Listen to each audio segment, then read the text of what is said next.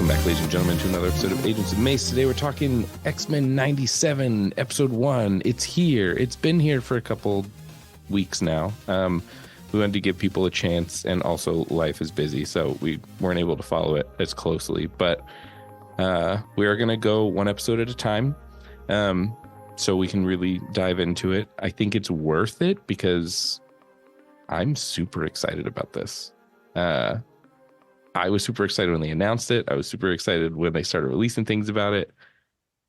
I have like one very minor gripe, but other than that, I'm all in. Very curious what that gripe is going to be.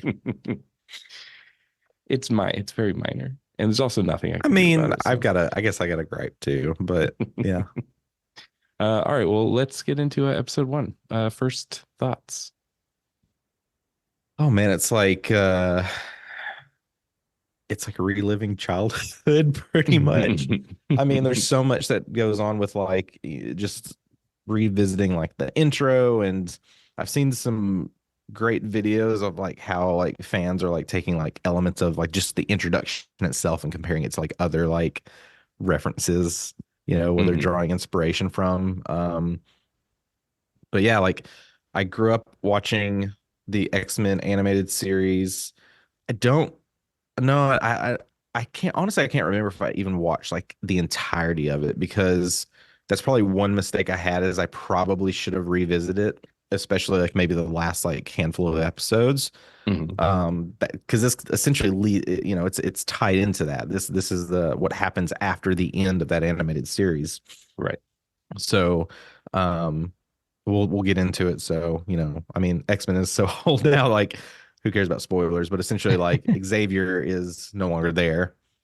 And it's, now you have the X-Men that are trying to figure out what to do. But just in terms of like seeing all these characters again and hearing these voices and just the animation style and all like just these 30-minute run episodes, like a whole lot of fun.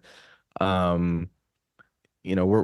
covering episode 1, but I'll definitely say like I've watched a few ahead, and I question like you could call this a children's show, because it's a little deep and I feel like a little more mature. So yeah, I don't think it's anything like my kids would necessarily enjoy, but right. I feel like you could say that about the original X-Men series. But even though. I think some of the original. I watched it as a child, but having rewatched it in the past couple of years, it is like, oh, this is a little more intense than you would think. We did rewatch the first couple episodes, and you're just like thrown into stuff right away. Like there's no real lead up. It's just like all of a sudden it's just like all this stuff's going on. So right. Yeah, I think you need to be a little bit older to kind of really appreciate it and understand what's going on. But yeah, I mean, a couple little gripes, but other than that, like I've been enjoying it so far. Yeah, I agree. I think it's important to at least watch the last episode of the old X-Men series, the 80s, or I guess it was early 90s X-Men series. You should watch that, just the last episode, because realistically, the couple episodes before that are like not 100% related. I would say the episode right before it may be, because it does seem we get like a Mr. Sinister nod right in the beginning of the opening credits, and that's kind of like they introduce Mr. Sinister in that last season, but then nothing happens. The last episode is basically the world is split. There are people that don't like mutants and people that do like mutants, and Trask uses some tool that like overloads Professor Xavier's brain, and he dies. And this series picks up like right after that, which super cool that they'll continue the story. Yeah. And it's also just the old series was so fun because it was the only series of its kind that follows the comic books to a T. Like it follows the comic books. It doesn't branch out and try to like make up stories. So I was excited when this started and it was following that, because I was like, oh, cool. Like, are we also going to get cool comic book stories in this?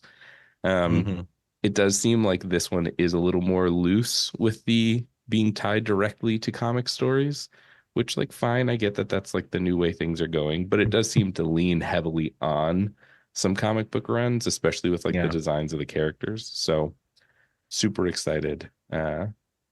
Super excited about that. Um, Elisa, your first thoughts, episode 1? Episode 1. I really enjoyed it, even though like I was racking my brain because I know I watched X-Men whenever I was a kid, but I don't think I watched it regularly or like I can't remember like a single arc from the show. Um, but what bits I did remember, I was excited to be able to revisit in this first episode. Of course, I remembered like all the heavy hitters like Rogue and Cyclops and Wolverine, Storm, everybody. Um, and I wound up like we had a really great time watching this episode. So even if it wasn't quite as nostalgic as I'm betting it was for a lot of Marvel fans, because again, it wasn't a huge part of my childhood. It was just it was in a small corner of my childhood. It was still really nice and super well done. I mean, I know we're definitely going to talk about that, but yeah, it's been great so far.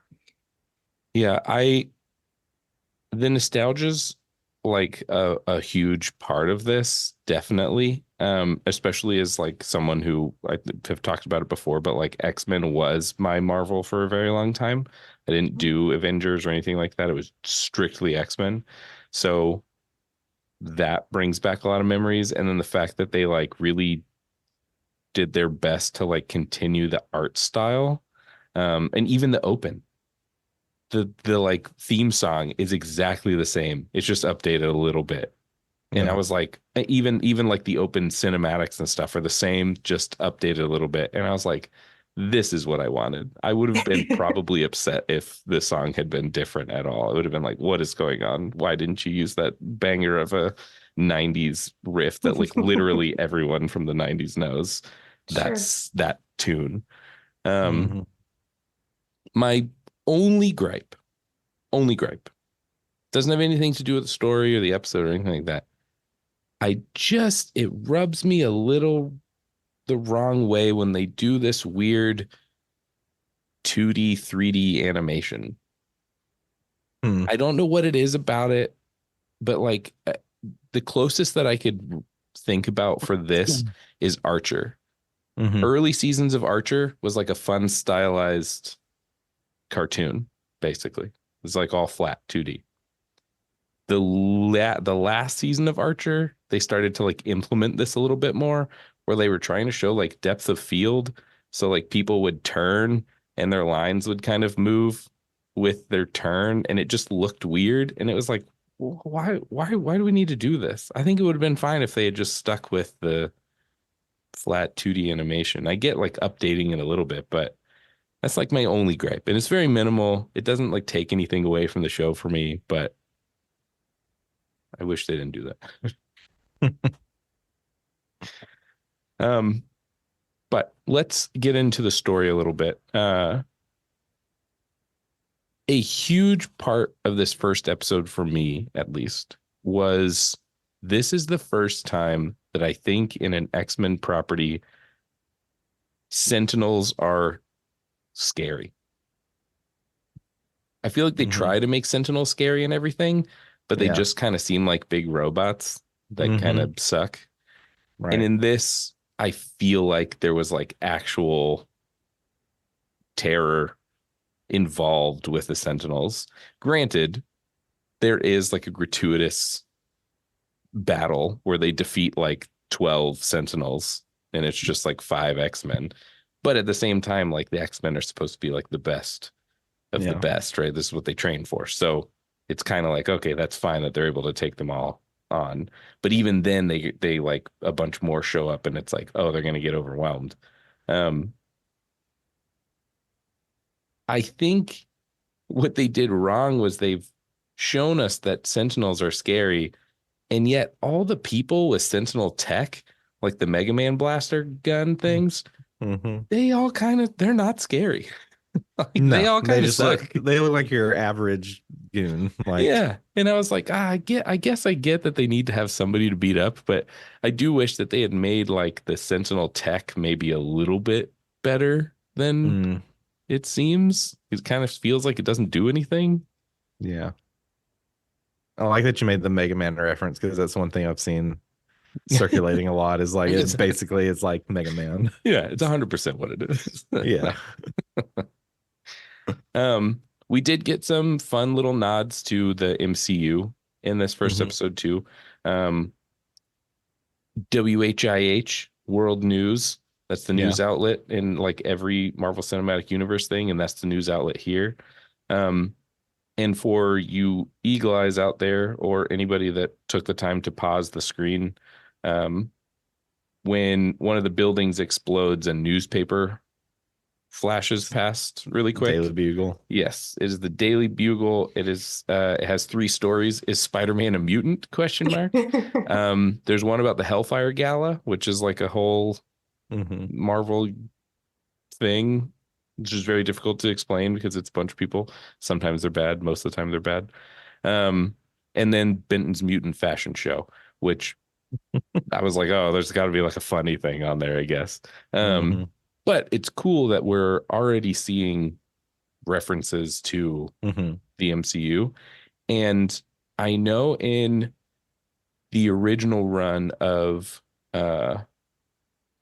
Old Man Logan, there's a moment where he picks up a comic book and it's an actual cover from like a Wolverine comic. And he makes mention to the fact that like, oh, all those stories are made up. And I think they do that in Logan too. I think she like, doesn't she pull out like a there's like a there's something, and and so it's interesting because seeing this have things that tie it to the MCU, I'm wondering if like any of this is going to come back in that sort of way now that mutants are part of the MCU. Are they going to be like, oh yeah, I'm sure you've heard of like this, you know, this crazy story about this event that happened. It didn't really happen like that, but just to be like, here's what I'm wondering if they could go in this direction, because now the word is X-Men supposed to like, or at least the live action X-Men is supposed to kind of start, I guess, filming next year potentially. So we could be getting closer to that. But you know, like it's kind of how the MCU is now taken, where there's a lot of tie-in with like the series into the movies, so it's a lot of reference points and things like that. What if they just like kind of make the live action the same as the animated in a way where it's like it's not really like nods or anything, but it's almost like the same thing. It's just like you're just watching it either live action or animated. I mean, I think that could be interesting. Like if they can try to like make it like the same vibe, or you know, the same set of characters. Like we're not pulling in like, it's just like kind of like how they're, I guess, because I just saw the announcement today, like how they're doing a Mandalorian and Grogu movie. Like just kind of do that with X-Men, but it's just you kind of get these two different viewpoints of like, one's it's animated, but then here you have the exact same people, it's set up in the exact same storyline, it's just now it's live action. I think I would like that mostly because what I like about the X-Men show or the series is that it told full stories. It was like, here's the arc, and this entire season is going to be this entire comic book arc, and we're going to do it faithfully to the comics. So if they want to do that and do each season of this is faithful to a comic line, and then they make a movie about that series that's maybe, or that, you know, that storyline that's maybe like condensed like they normally do, that would be fine. As long as I'm getting the full story. Because I don't know, I feel like that's my biggest pull for X-Men 97 is that like, yeah, you guys have said that you're going to lean on what the original X-Men animated show did, which was tell the full story. So please tell the full story. I do want to talk about the characters really quick. So I mentioned that I watched the last episode previous to X-Men 97. And I remembered that in the original animated series, for whatever reason, they all call Cyclops Psych. That's his nickname. Not Scott, not Cyclops, just Psych. And I thought it was so weird. I was like, oh, stop calling him Psych. No, why would you call him Psych? Just call him Scott. I don't know, it's weird. So in this, they all call him Scott. And I was like, I wonder if that was intentional or if they were just like, didn't really think about it that they all call him Psych in the old one. Or their variants. Yeah. Like, is this a different group? But it is weird because Morph is such like a big character here, and I feel like Morph wasn't that big of a character in the original series. That's one character I was just like struggling to really like. I know the character. Mm-hmm. I've got like a whole collection of like X-Men cards. I know I've got cards of Morph. Like I'm familiar with him, but I did not really remember him from the original series. He's Same. in it, but not he's not like one of the main members. One of the main members. Okay. This first episode will really make you think the only reason he is in this is to show off other mutants that aren't in the series. Like he changes into, well, early he changes into Professor Xavier, he changes into Scott. Later in this same episode, he changes into Archangel, he changes into Lady Deathstrike, he changes into Blob.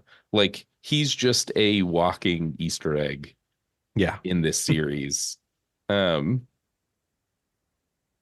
that's fine. I'm fine with that. But it's weird because in the opening credits, it makes it seem like he is maybe not good. Because like everyone has their like intro, right? It says their name, they do something. For his, it says his name, and then immediately he turns and he's like in terror. And as we go into his mouth or his eye or something like that, you see Mr. Sinister. So it's like, oh, is he bad? And he's also a major creep. He's really like every time he talks to somebody, it's like, why is this guy such a jerk? Like, so I'm kind of feeling like he might be bad. At least so far in this episode, he feels a little creepy. It's like it's misplaced. Like, should you be an X-Men? Like, yeah. Oh, and it looks like he turns into more people too. Colossus and Psylocke. Yeah, I don't know. That's I don't know what we're doing with him yet. Yeah. But he feels like he's a character that's there for a specific reason. I like that we're keeping like the base X-Men gang together still. I feel like we got like a little bit of each of them doing something in this episode, but not a lot. This episode leaned a lot heavier on really introducing that Storm is an Omega level mutant and introducing us to the fact that like Scott wants to be the leader of the team, but he and Jean are trying to leave. Yeah. That's kind of the story we get in this first episode, along with like, oh yeah, they found Sunspot. He's been kidnapped. They save him. And then he's like, I don't want to be saved. I want to be kidnapped again, essentially is what he says by going back out and just like going to a nightclub. Jubilee is here to, I guess, help Sunspot. Did they call him Sunspot? I can't remember. Was he referenced as Sunspot in the first episode? No. I don't remember them calling him that yet. He just shows off his power at like the very end. Well, yeah. He is he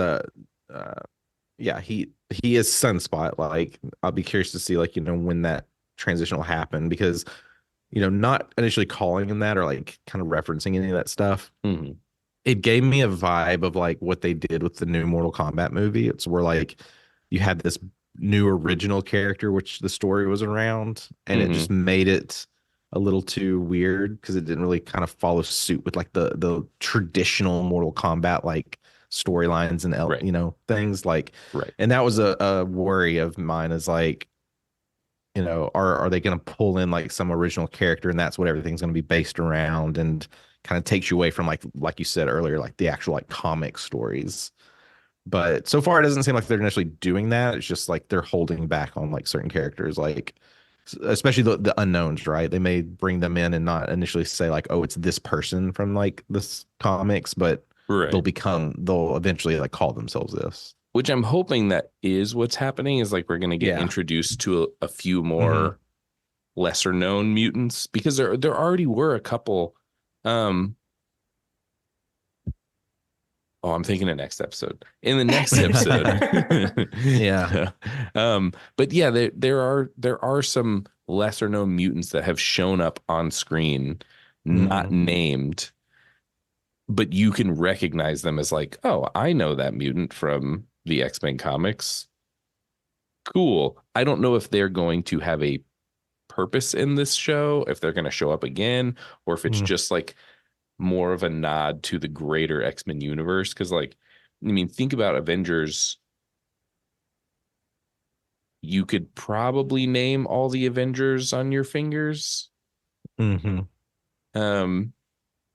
Whereas X-Men is like, there's X-Men, there's new X-Men, there's all new X-Men, there's young X-Men, there's the whatever X-Force, there's the X-Men that are all students at the school who then graduate, and then there's another class that comes in after them, and now they are all helping them. So it's like there's no end to the amount of mutants in the Marvel universe as a whole. So this series could be a great way to like pull on some of those other ones. I'm really wondering if we're going to lean more into the newer mutants in this series. It seems a little bit more like we're leaning towards like I'm just going to call it. I haven't watched all of them yet. I've seen most of them. I feel like this series is leaning towards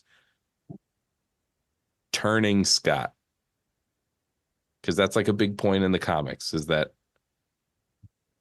Scott sort of starts to think like, oh, Xavier isn't wrong. Maybe we should just like govern ourselves and be by ourselves. And then he starts New Geonosia or whatever, and or Utopia, or one of those two things, and basically like runs the X-Men there, and then kind of goes a little crazy. And then granted, he also gets like, there's like a whole thing with Hope, and he gets the Phoenix Force comes down and like chooses him, and then he starts to destroy the world, and it's a whole other thing. I don't know that we're gonna get there, but I feel like we are making the turn of like Scott is going to potentially change his view set on like, we should protect humans and we can all live together, and instead be like, we can live together, but like we're gonna live over here and you're gonna live over there. That would be impressive if they went that full story. But yeah, I could see that. Yeah, Scott's definitely a driving force from these first few episodes with where things are kind of going. And you get a lot of that classic element of like, you know, I wish we got more Logan Wolverine time in the first episode, but it's like, you know, where's that going to lead? Like, does Logan want to even consider being a leader as well, or like what's his real role going to be in all of this? Yeah, he's a little more, we got a little more like snarky Logan. Yeah, a little less like moody, depressed Logan. Yeah, he's throwing a little bit of a fit because Scott's the leader. Yeah, right. Yeah, which that while we were watching these first episodes, I was with Mason, and he found a meme on his phone that apparently somebody made in response to this new series. And it was about Scott and Wolverine. It says, whoa, Scott is the cool leader and Wolverine's the simp? And it says, always has been, always will be. I will say that kind of fits with what we've seen so far. when they come, I don't know, do either of you watch It's Always Sunny? I've seen a few episodes because Mason loves it.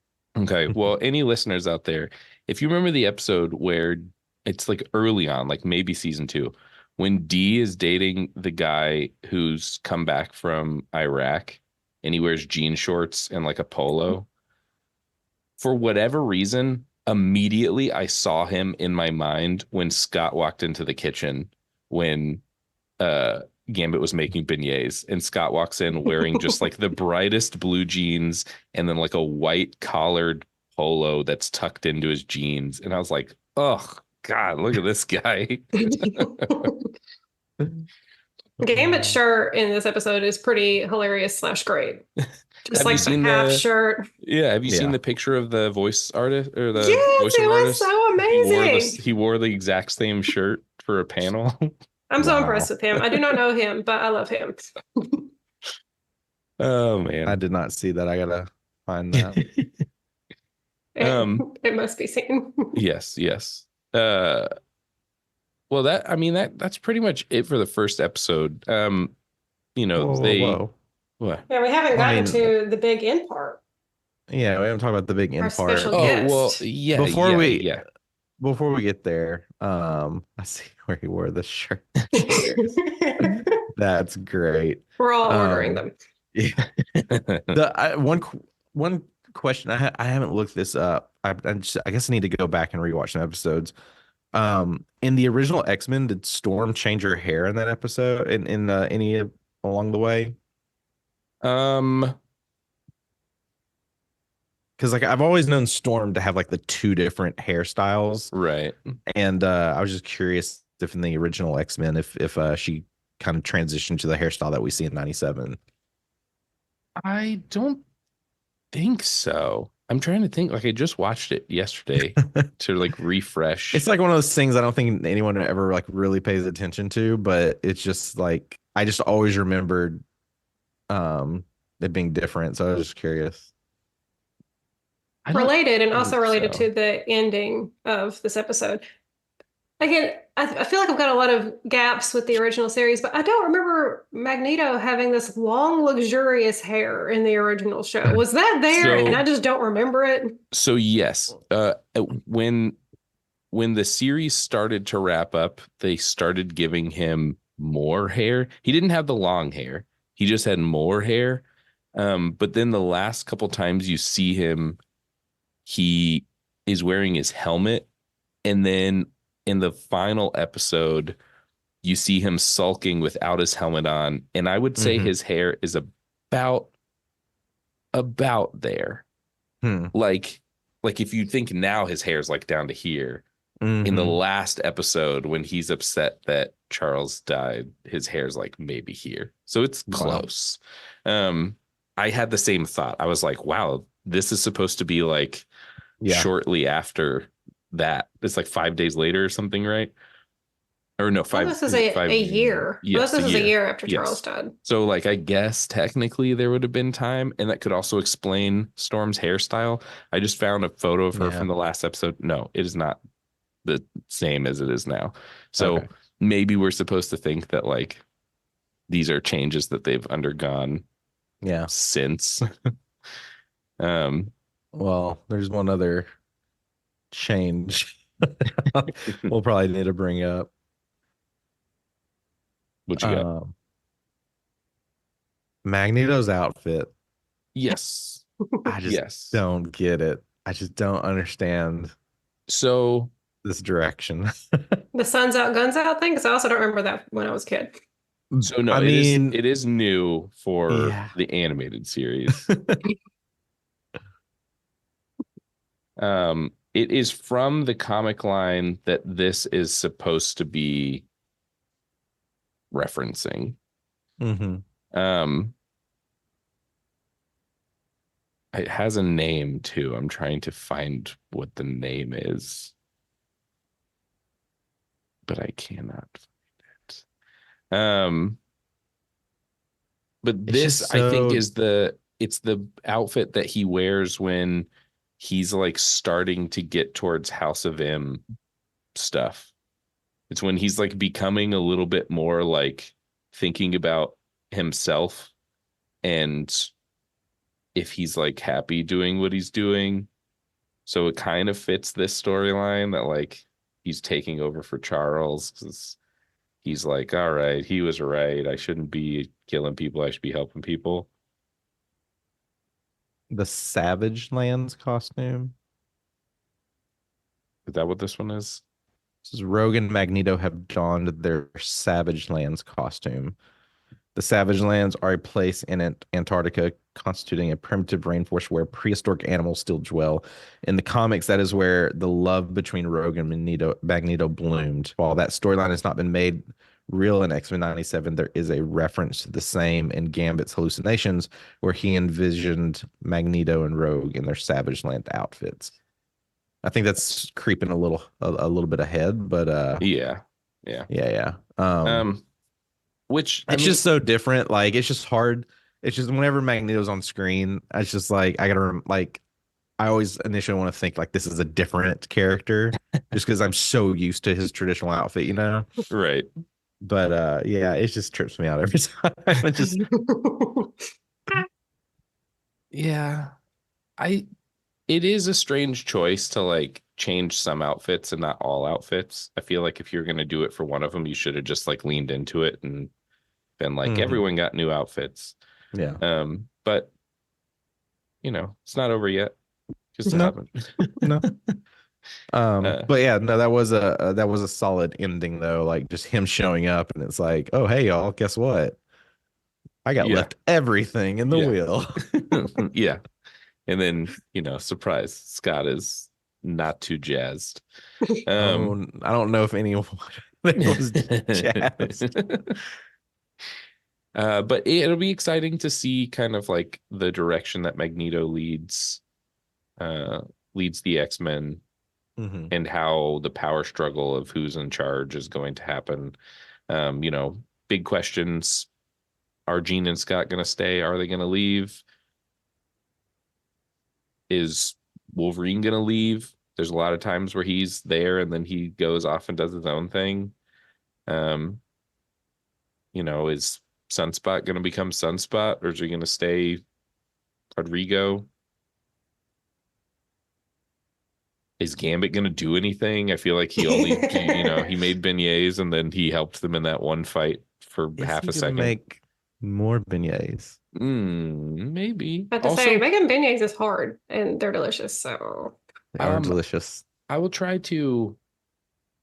I'm going to start trying to post any images that we talk about on our social media, so you at home don't have to like search for stuff. We can just go to our social media and see it. One of the ones for me this week was when Scott is laying the table for the beignets. What is the serving situation? There's like 4, maybe 5 spots that are like set up with forks and like silverware and stuff. And then he also just places one like on the very corner of this table and then places another one like oddly off center on the middle part of the table. And it's like, what is he? Is he setting the table? Is this a table they eat at? Is he just laying? Like, it's so bizarre. I was just like, what a weird choice to have him do while he's basically like berating Gambit for not helping when they had a fight. Maybe he's learning. Maybe now that the baby's on the way, he's like, I'm going to do more around the house. And Jane's like, you really don't have to do that. He's like, no, I'm going to. And then he's just like, I don't know where to put the corner's fine. Somebody else sit there. Maybe, yeah. Yeah, we didn't. Yeah, I mean, baby's on the way. Like, that's another interesting layer to the story of like, probably, a big chunk of like why they want to leave. It's like, let's go raise a family. But at the same time, like, we want to save the world. They do make the point that the whole reason they've been fighting so hard is so that like mutants can have normal lives, just like people, like humans do.